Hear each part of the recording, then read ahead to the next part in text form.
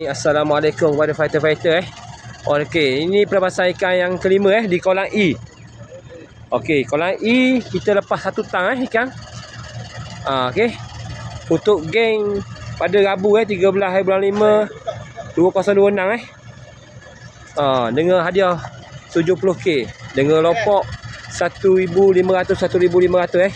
Okey. Okey, lepas. Ni untuk kolam E Buka ni.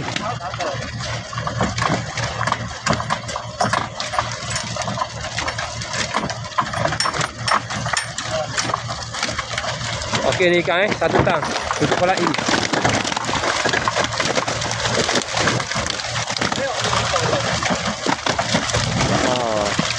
Sebab kolam E ni kita panjang kita panjang sikit. Jadi ikan kena lebih dah.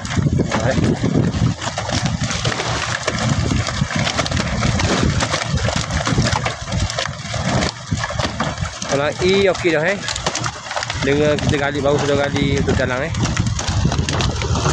ada orang beling toho ke apa ke tak ada. Kolam E ni ikan.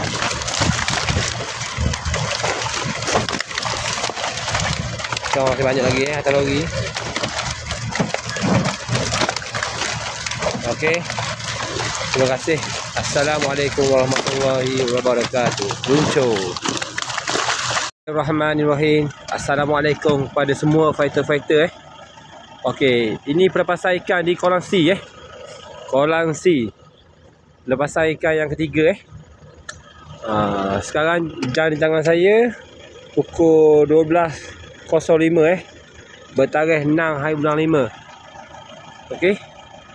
Total ikan sebanyak 2 tang kita akan lepas pada hari ini dengan juara 70k pada Rabu minggu depan bertarikh 13 hari bulan 5 2026.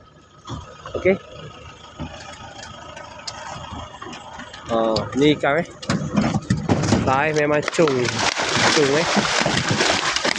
dengan hadiah lubang 1,500 boleh tengok pada Sakla di grup WhatsApp.